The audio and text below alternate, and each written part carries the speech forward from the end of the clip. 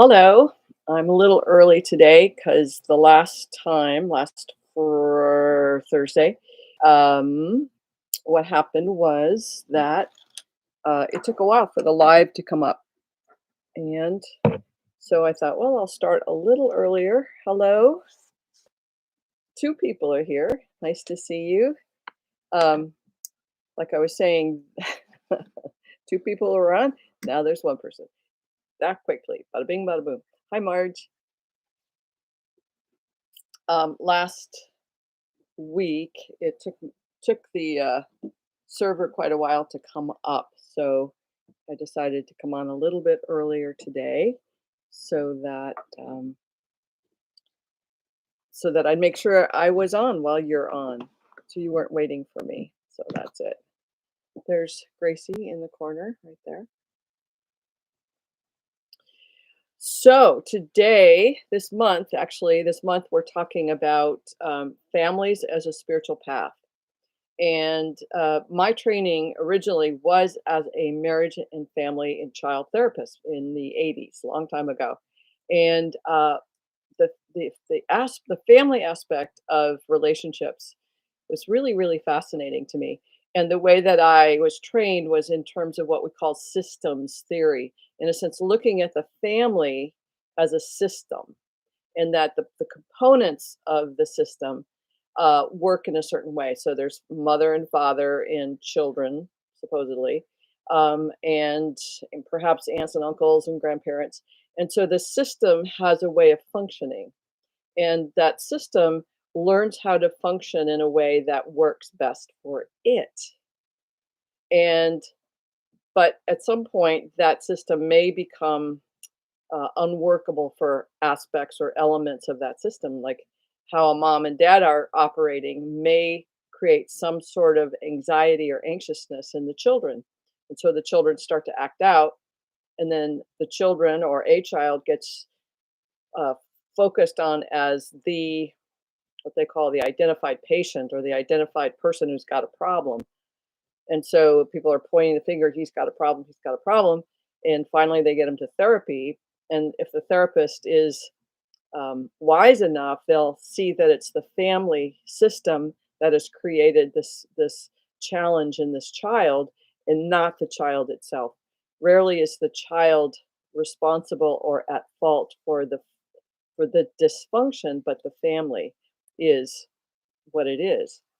Families are developed over generations, right? Every family system is developed from the previous generation and the previous generation and the previous generation.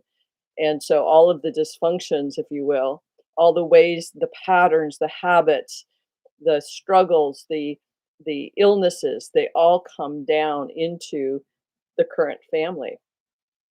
And most people don't take this seriously. We don't think about it that way. We go, "Oh, there's something wrong with me.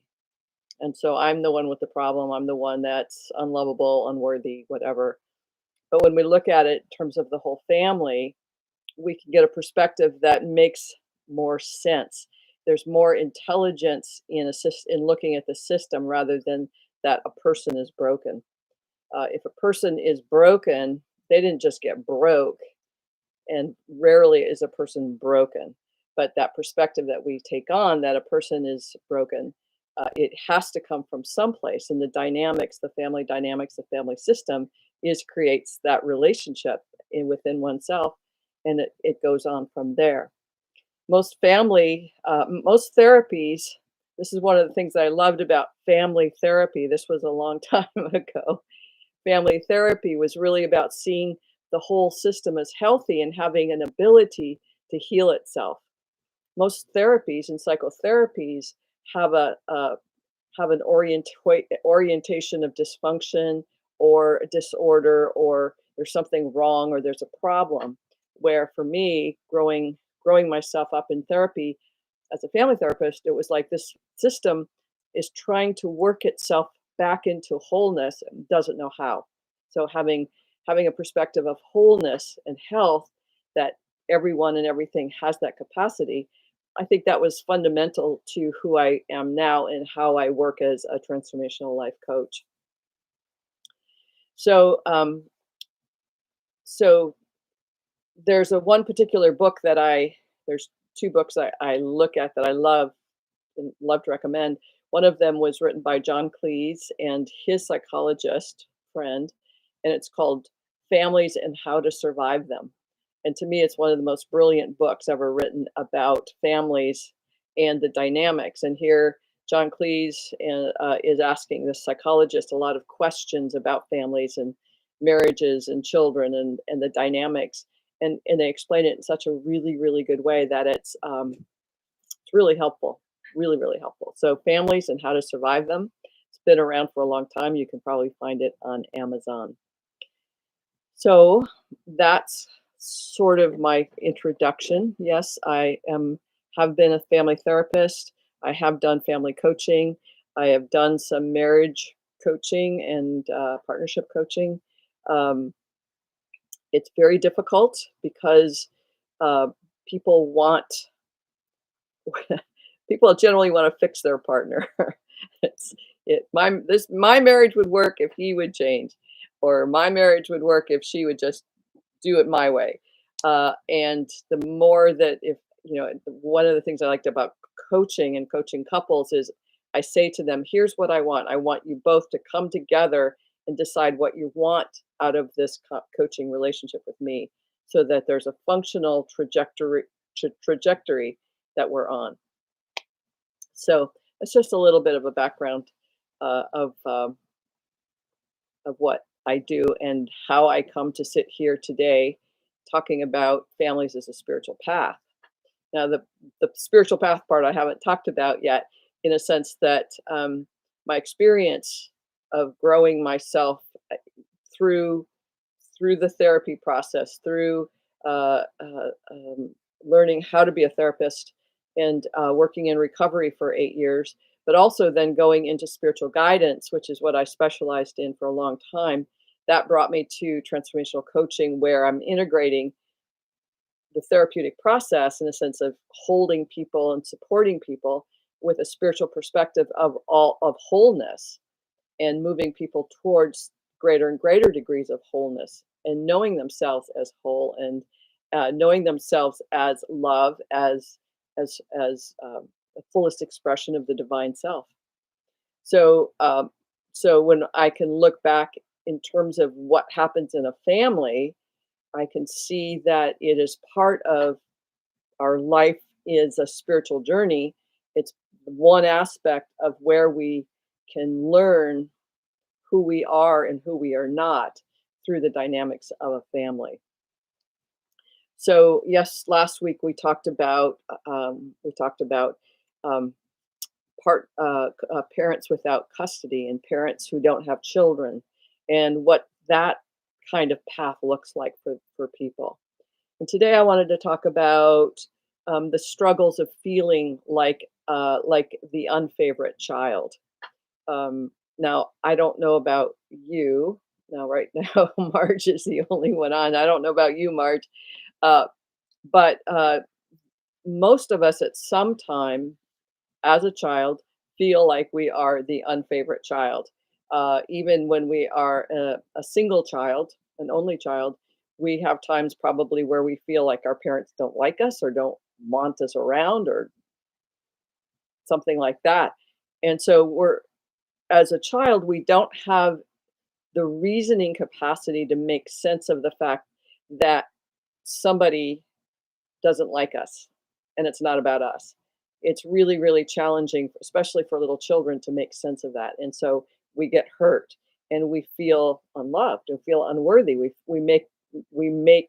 we start to make meaning of that about ourselves.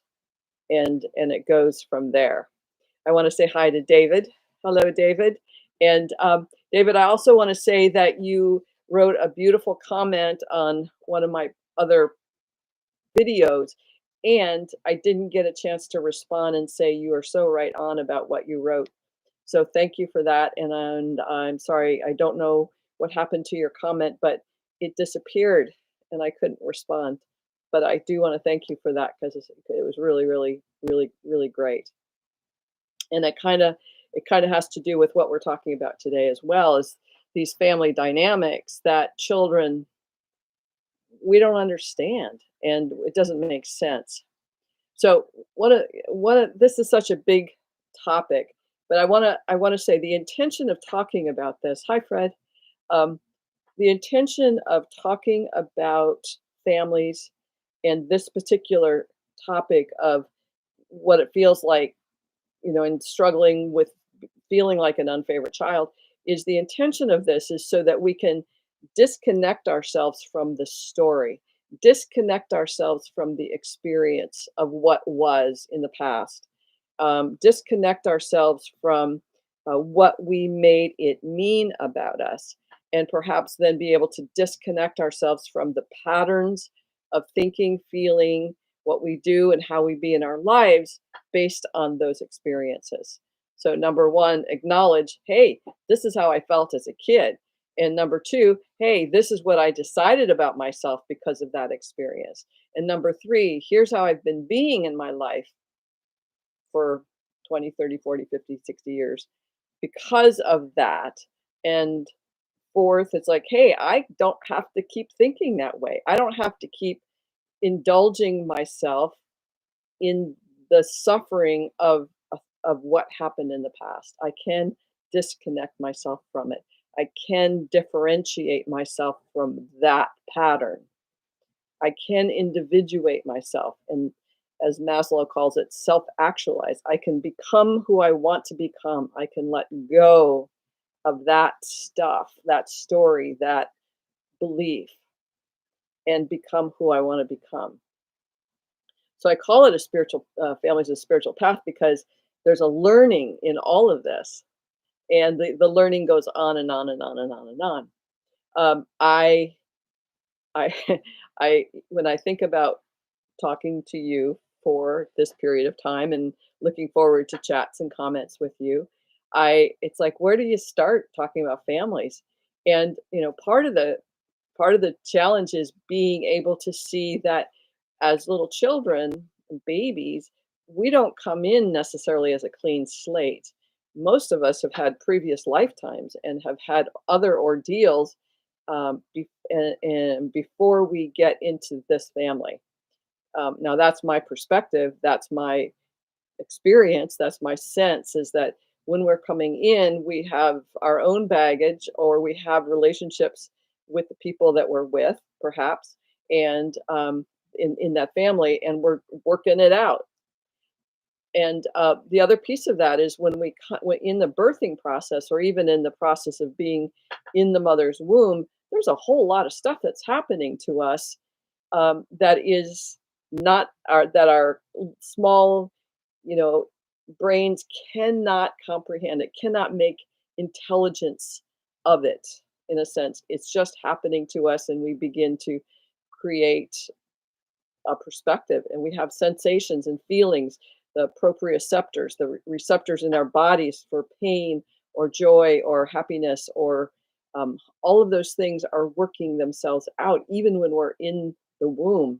And then when we go through a birthing process, that's death defying, and we don't realize that. And if you haven't yet done any reading about that, Stan Groff writes about the birthing process, and it's so interesting to see the number of times where, in a sense, we start to suffocate. We almost die. So a very traumatic experience going through this birthing process. So when we're finally out, we're like traumatized by that experience. So all of that is part of, okay, I'm here and I'm in this family, and our interpretation is families are unconditional loving. My mom will love me because she unconditionally loves me, and my dad will unconditionally love me. He will see how wonderful and beautiful I am, and he will just adore me forever and ever and ever. We have that perception that that's what's going to happen. Most of us. Now, everybody has their own memories, but here it's like, oh my God, I almost died, and oh my God, what I came from, and all of those stories and the history. And then it's like, oh my God, thank God I am going to, hi Elisa, I'm going to be saved. I'm going to be loved by these people. I'm going to be appreciated, and it's all going to be really good. And then as we are in this family, we have experiences, we have sensations. I grew up in a family of 9, so there were a lot of little beings that needed attention. So, having a wet diaper or a poopy diaper or being hungry, like a child might have been with that for a very long time in that level of discomfort without the getting attention to take care of it. Even an unconditionally loving mother may be distracted or have other things that she has to take care of. Doesn't matter what the circumstances are, there may be a time where you go, "Wow, I'm not loved. I don't matter. I'm not appreciated. Nobody even sees me. I'm crying over here and nobody even notices." And we start to make meaning of that for ourselves so that we can make sense of the reality. This must be People must be not seeing me because I'm not crying loud enough, or I'm not important enough, or I'm not pretty enough. Whatever it is, we start to make meaning. Hi, Elisa. I'm glad you're here. We start to make meaning about it, and and even though the most important part is that we're tiny little beings and we have anxiety and we have discomfort. We don't know how to deal with that. We have no concept of respecting other people's timing and going to work and having anxiety around paying the bills or any of that. We're just expecting to be appreciated and loved. And when we're not, again, we start to make meaning of that. So then there is that place where a parent may favorite another child.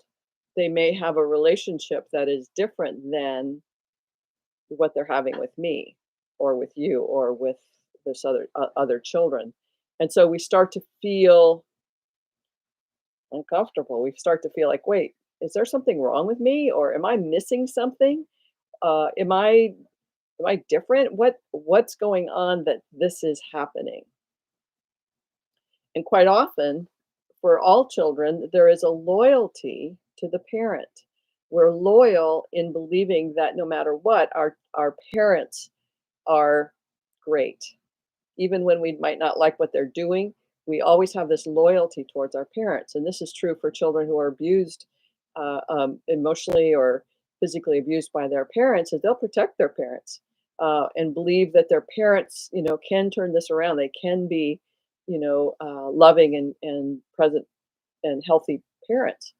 So this loyalty quite often means that they see the parent in good light, but they have to go, well, if it's not the parent, then what is it? And quite often we turn it on ourselves and say there must be something wrong with me.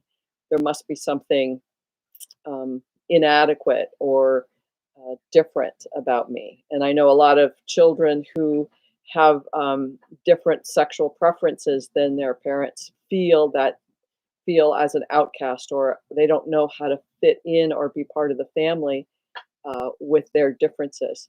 We have all kinds of differences that each of us have. And those of us who have different, very seriously different orientations in the world, it's very difficult to feel appreciated and accepted and seen and acknowledged and respected. So even though this particular conversation is really focused on feeling like you're the unfavorite child, I suspect that every one of us feels that at some point. So, if one of you that's here and present, if you have something to say about that, I would love to hear. And if you haven't already liked this video, and if you have found value, I'd love to have you give me a like, a thumbs up on it, and subscribe if you haven't already. My intention with these lives is to create a conversation with you so that you have a place to say, "Yeah, this sucked," or "Yeah, I still think of myself as I don't matter in my family." We'll talk about that in a second. But my intention is to have a place where we can talk about these things very openly, and um, just the matter of factness of being in a family. Rarely is it um, love and roses and candies and, all the good things, because part of growing up is the challenges that come with that, the growing the growing pains. Quite often, and I just heard about this the other day, is um, some parents love babies. They just love babies, but they're not so good with older kids. Um, and I know people who are not so good with babies, but when the kids get older, they're really there and they're really present, and the relationships really develop at that point. So, what's easy and what's our growing place, both as children and parents, is a big deal. So Marge says, my grandfather was very autocratic and favored the boys. My mother was afraid to be in the house alone with her brothers. Is it any wonder that I, the only girl, was her favorite child? Yeah, that kind of makes sense. That makes sense.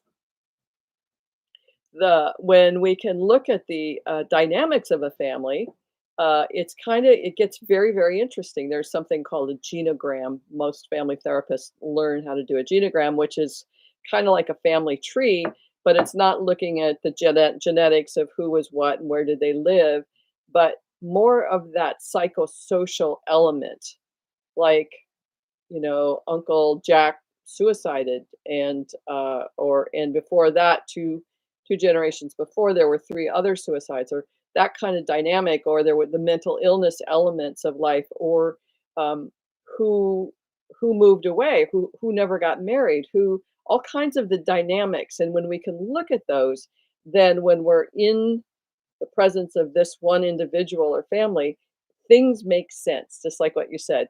Marge was the favorite child of her mother because of the dynamics of, partly because of the dynamics. Marge, you're a pretty awesome child person anyway, and you had a very close relationship with your mom for lots of reasons.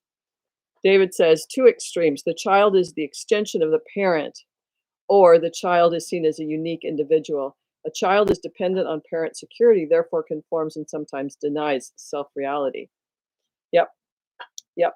And so looking at the one extreme, quite often, and this is true for me, I was one of nine. I wanted specialness. So it's like, I'm going to get married. I'm going to have my kids.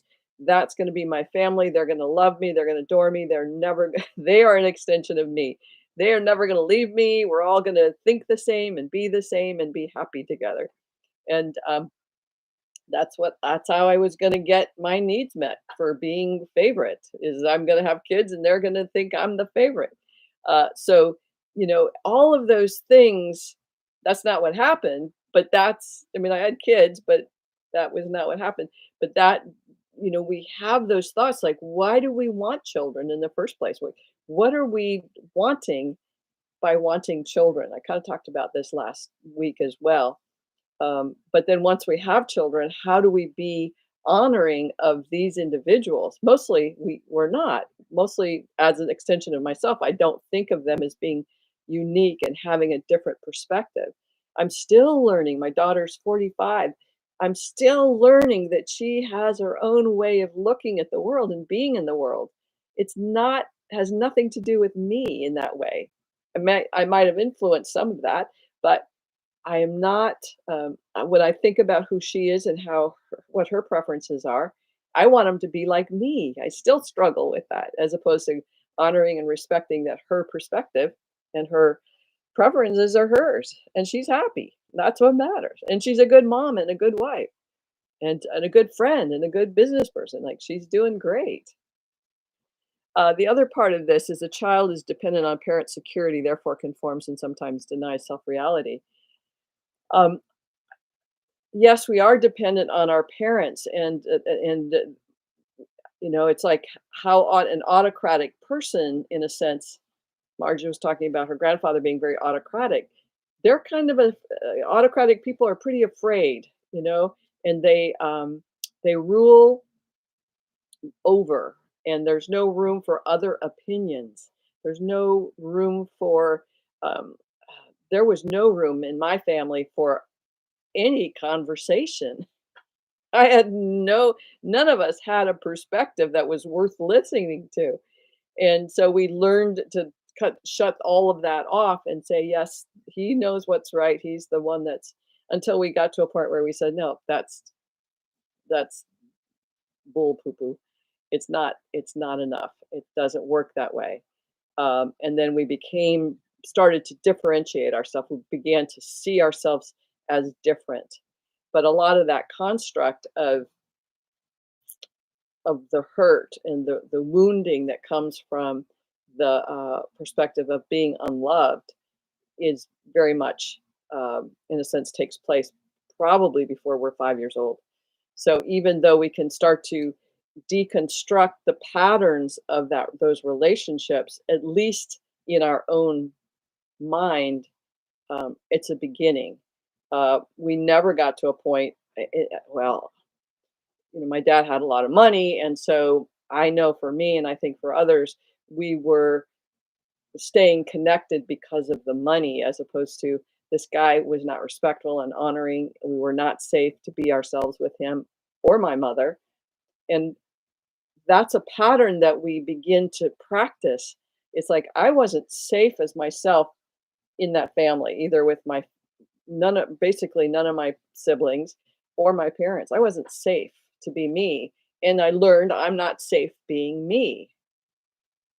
And you guys, I suspect that, and at least for the people that I see in my practice as a transformational coach, 99% of us are working on creating self-trust and self-respect.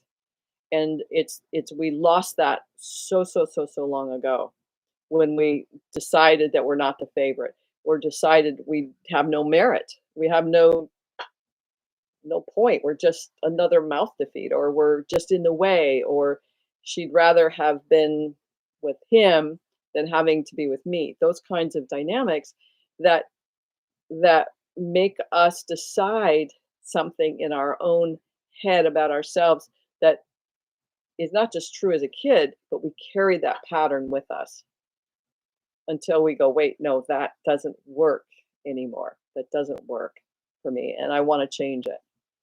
So the relationships that we build with our parents and our family quite often are the beginning steps of creating the learning that's necessary in the next part of our life, and the part after, and the part after. Most of us, and I really believe this is true, we're all adult children. There's a fellowship called Adult Children of Alcoholics, and then there became a group called Adult Children, which is we keep living in the patterns of our childhood without shifting to an adult intelligence, a wisdom that is beyond what we assumed when we were little children. So there's a challenge for every one of us to build a relationship with ourselves utilizing intelligence, not just, well, my mother treated me that way, so that must be true about me. Or all men are autocratic and all men are narcissistic and you can't trust them and they don't care about women. That's stuff that I decided because I lived in an autocratic community called a family. And my brothers had a hierarchy, much like you, Marge. They had hierarchy, that was my dad, and then my mom, sort of, and then the boys, and then the girls. And that hierarchy trained my mind to think a certain way. And I ended up marrying, both my marriages were to people that were of the nature where I didn't feel respect and I didn't feel safe, because that's what I knew. And so differentiating, distinguishing, and separating ourselves out from those patterns, we can do that. We can do that. It's just a matter of making those choices to say, wait, I don't want to live this way anymore. Any thoughts? Any responses?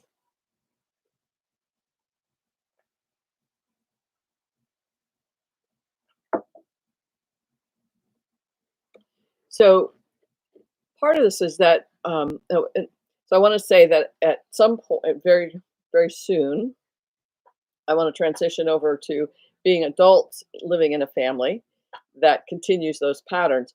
But um, I want to say that, none of this is happening, generally speaking. Rarely is it happening uh, consciously.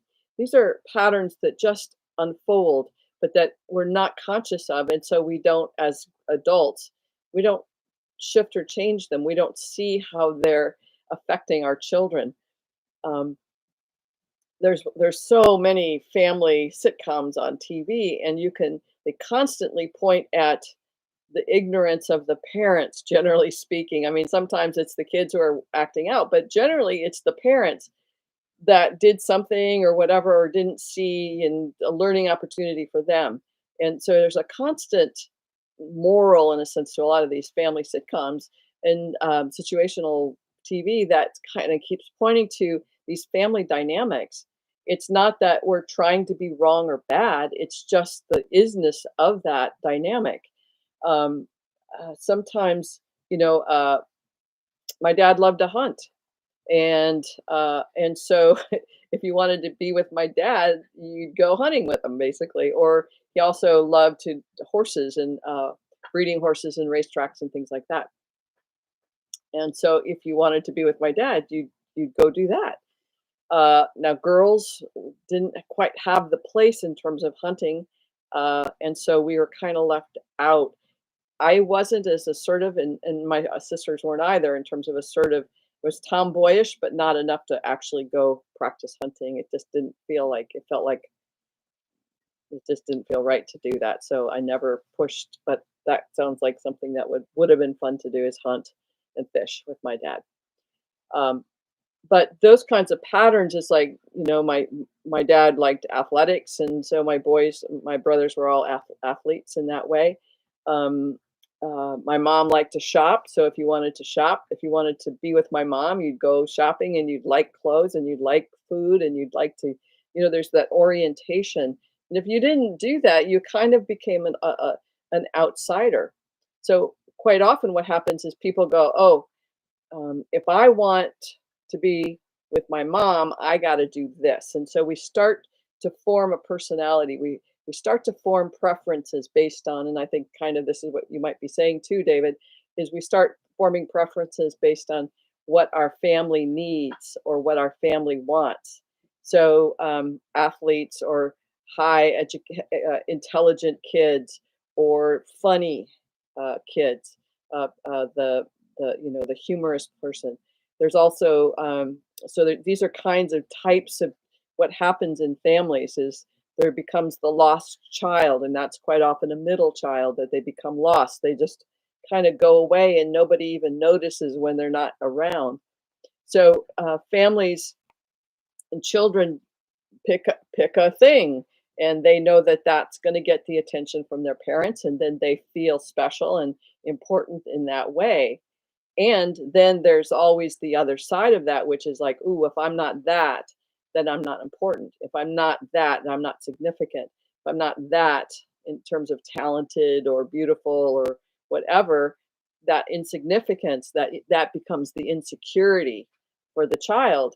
And it's like, if I'm not, and we see this with people who are very beautiful. If I'm not beautiful, I'm nothing.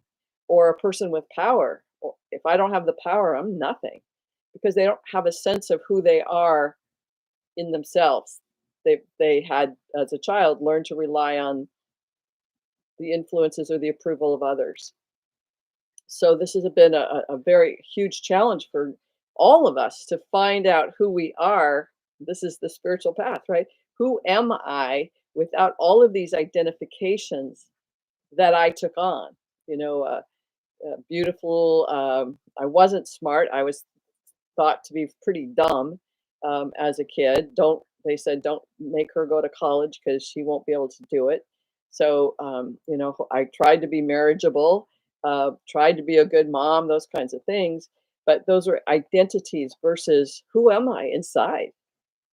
Am I loved for being me? And what is that? Who is that? Who am I without an identity? Without all the identities I've accumulated and took on, so that people wouldn't decide that I was the least favorite person in the room. either as a kid or anywhere along my life. I kind of was a wallflower in so many ways because I didn't want to, it's like I'm gonna be found out as the favorite person or the least important or the least significant person in the room. So I'm just gonna go over there anyway, wait for the party to be over. So we all have elements of this, I believe. And when we can own them and say, yeah, I learned that as a kid, I learned that, then there's a point where you can go, I can learn something else because this isn't fun. This isn't fun. And I talk about my age because it's challenging. I'm 69. I'm going to be 70. That means I'm going to be in 9 months. I'm going to be old. Not old now. I'll be old when I turn 70.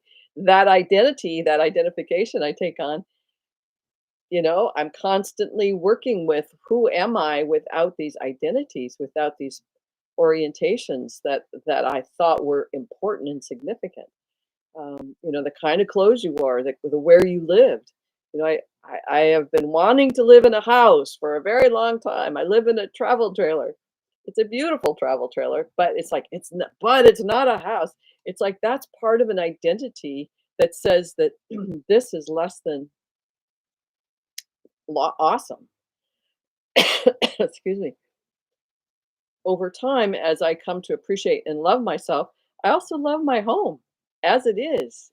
Um, I don't know that I would do anything different. If it gets a little too leaky at some point, I might get another travel trailer. But that identity, like if I don't have a house, then what does that mean about me? Those identities we take on that I will matter more if I have that. Those are all, again, things that we learned from our families or perhaps from our communities. David says the favorite child is a false identity. It is the identity placed on a child by the parent. That's right. That's right. My dad would say, he said that one of his best traits is that every one of his children thought that they were his favorite child. And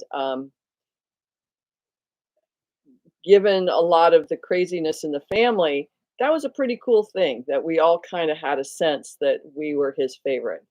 Uh, and at the same time, he didn't necessarily want to be around us very much. So it's kind of crazy. It was very crazy. Uh, but there was that sense of what it means to belong. And I think that in essence, that's a part of this human process is where where is it that I belong? And we keep making it about the family. I'm supposed to belong to these people because they brought me into the world and they're my siblings or they're my parents. This is where I'm supposed to belong.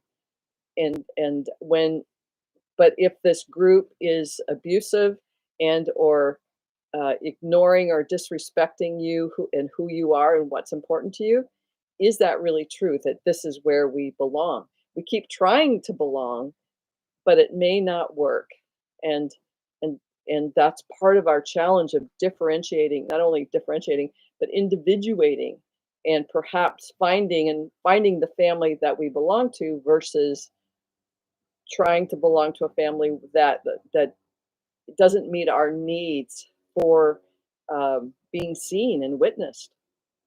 Marge says, it's okay. When you turn 70, you will define old. I moved it to 85. That's right. I know that. 70 will be the new 55 or something like that. Um,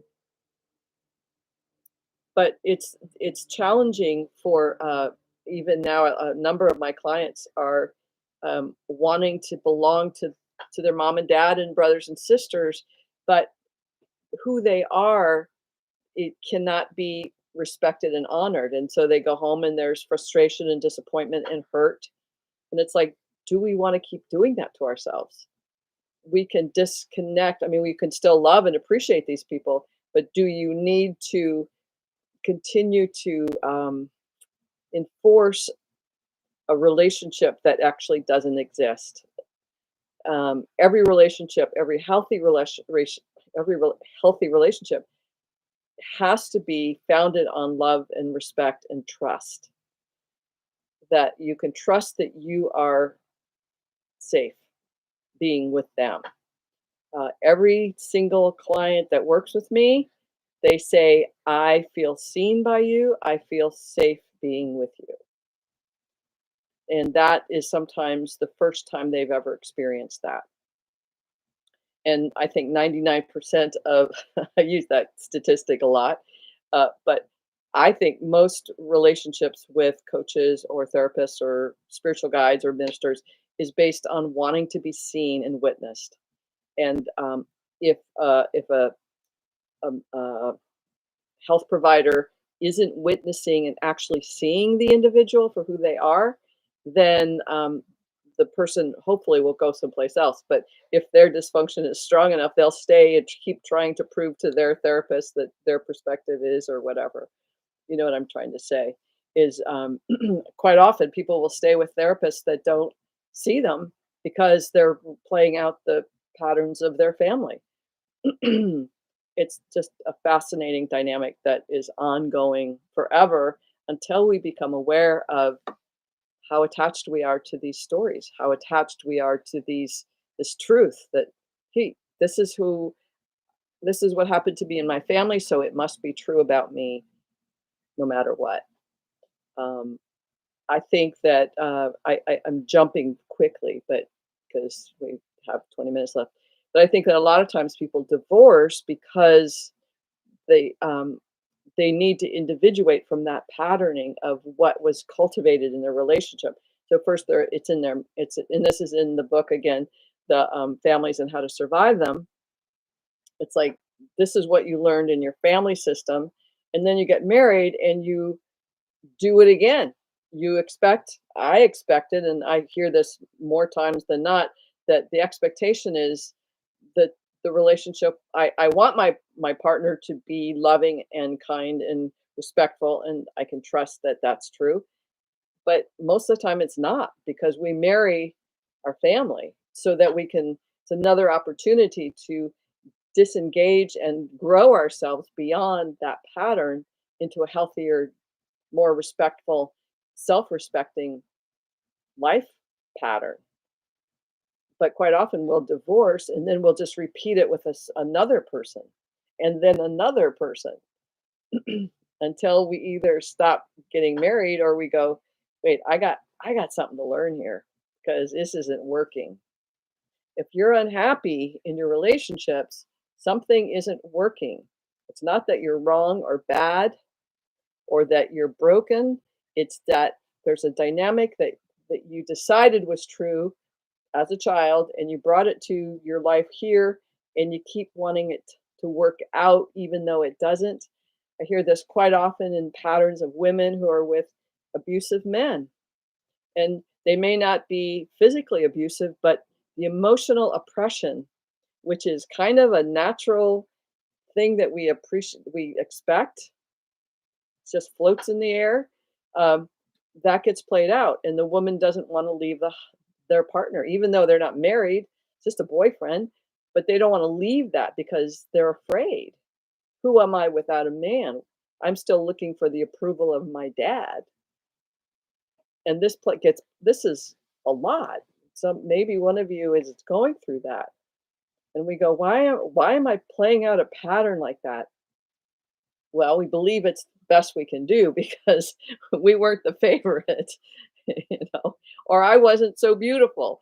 My sisters are beautiful. Look at me. And this woman, I've seen this many, many times. They say, my sisters are beautiful. Look at me. And I was the pathetic, ugly one. It's like, oh my God, this woman is so beautiful. So beautiful. And yet she's carrying around this, look at me, I'm pathetic and ugly. No one, I can't leave my husband. There's no way that I'd find somebody else that who could really love me. These patterns we play out over and over until we go, I don't need to do that anymore. I can stop that. David says the invisible child, thank you for that. The invisible child's experience of reality are not affirmed by parent feedback or interaction. My mother knows nothing of my life except for those things she is part of. Brilliant, brilliant, brilliant, brilliant. We become invisible in so many ways. I mean, yeah, we are, and we feel like we're invisible, and that our life doesn't have meaning outside of our own dreams or our own desires. And that's that's a place where people can get depressed. That's where people can begin substance abuses. That's where people begin to consider suicide, because, like, what's the point? Like, nobody sees me anyway. I was 17 and I was in that place of like, I'm invisible here. Like, what's the point of being on the planet? I have no reason to be here. Like, literally, no reason to be here. And suicide, I didn't get to a point where I was planning it or had any ways of doing it, but it was like I didn't want to be on the planet anymore. It was like suicide was the thought, because that level of invisibility is excruciating, excruciating. And when we don't have a sense of any other way, then suicide is an option. I think I mentioned this a couple of weeks ago. The second most common cause of death for children from 10 to 14 years old is suicide. Number one is accidents. Bada bing, bada boom. There's a lot of kids who are like not doing well out there. So if we can start to be aware of and conscious of our patternings, even anyone who's listening to this and is like, if we can become more conscious of this, then get to raise the consciousness of everyone by saying, we don't have to do this anymore. We can actually create more kindness, and we can create opportunities to see people. And this is a really good practice. Being in the grocery store or being at the I guess we don't go to the bank very much anymore with COVID, but the places where you can meet people and you can see people. Like, there was a moment I remember, when I was a kid. I was maybe 9, and Mr. Payette, one of my dad's friends, he came in the room where all the kids were playing, and he sat down with us, and he talked with us for, like, maybe 10 minutes. I don't know what it was, but I remember being seen by that man as a child, as a significant moment in my life. And that's how, in a sense, so many of us as children and so many children in the world are not seen. So, and since we're all children still, again, we're adult children, we have an opportunity to see each other. And like the in the movie Avatar, where she says, I see you. I see you. And the more that we can be open to seeing each other, witnessing each other, acknowledging the existence, I see you, we're healing each other in that. It makes me sad. I mean, I'm grateful and honored that people say, I feel witnessed by you. I I am honored when they feel that. And um, I would like that to be more automatic and more I want everyone to have that experience when we're in the world. Whether, again, it's at the store or employees at our work or wherever it is with our friends, that we're really connecting to who they are, and not that place of ego where it's like, ooh, um, I better, I'm going to acknowledge that I like her dress or her hair because that will make her feel good. It's like not that kind of acknowledging, but acknowledging the human being, the spirit, human spirit self that's inside us, and wants and desires desperately, desperately. We want that in ourselves. I think most parents want this from their children. And I was talking to a lovely woman today, and she said, we're, with her, sitting with her family, and she has a 9-year-old child. She says, I'm just relishing the moments that I have with my 9-year-old, because I know at some point she's going to be interested in something else, and I am going to be superfluous to her life. She's like, I'm going to really just absorb how awesome this is right now, because at some point she'll have other interests. She'll have other preferences. She's creating and individuating a life for herself. That's awesome. That's what we want. And we have to go through this disidentification process every step of the way. So part of this, again, spiritual families as a spiritual path is being able to individuate ourselves, to own our own sense of self that has nothing to do with other people's power or preferences or any of that, whether they love me or not, or love you or not, but just this is who I am and this is where I feel most comfortable. And I am not comfortable with those people. And to honor yourself in that knowing is a good thing. But quite often, people won't say what's really true for themselves. They don't trust that it's okay to honor their own truth. I was talking to a client this morning, and I was saying that in most dysfunctional families, what's true in a dysfunctional family is you're not allowed to think, feel, need, or want, and you're not allowed to know what you think, feel, need, or want. So quite often, people do not know what they're really thinking or wanting, and or feeling. We're not allowed to know because it disrupts other people. And it's easier just to say, "Well, tell me what you want. I'll do what you want. Tell me what you think. I'll think that." Or at least I'll know not to say something. I'll keep that invisible. And so if we're not allowed to need or want or think or feel, we just are puppets, you know, just puppets. And as a spiritual path, we're here to disconnect ourselves from all of those strings so that we're free to express as we express. You know, a friend of mine watches me do this all the time, and this is part of my expression. This is how I express myself with my hands. I can't talk without my hands. Um, but if I was having to puppet, as many YouTube studio things will say, is like, you know, sit with your hands in your lap and don't move too much and all of those kinds of do's and don'ts, as opposed to this is who I am. This is who I am. And that's part of my practice in doing this. I've said this to you before. I'm doing this so that I'm learning how to be authentically me and disidentify from what it's supposed to look like, what I'm supposed to say, what I'm supposed to think, all those things. But that I'm just being me as the person that I am. You know, sharing with you, I have experience, I have education, I have the, you know, in a sense, a foundation from which to talk about all this stuff, which I'm glad about. And you know, here we are. Um,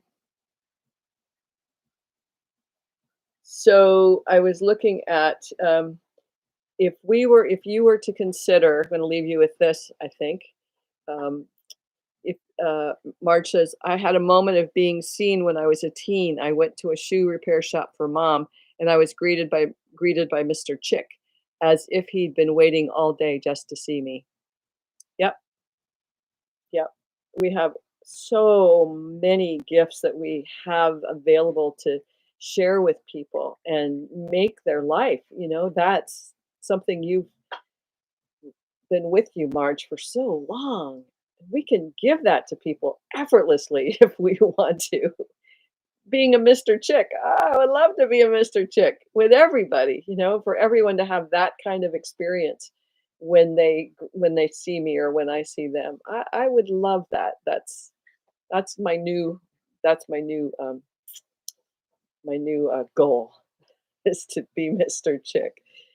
Um, so here's a bit of a I'll leave it I'm saying it as if it's a quiz.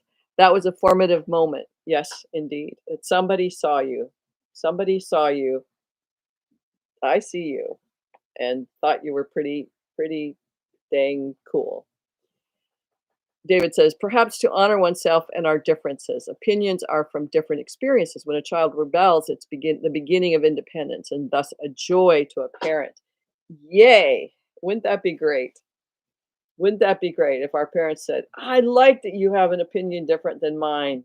I'm excited to have this conversation with you. That's that's brilliant. That's brilliant. And we want that for everyone. I think I've mentioned to you, my son hasn't spoken to me for 8 years, I think, something like that, 7 years, 8 years.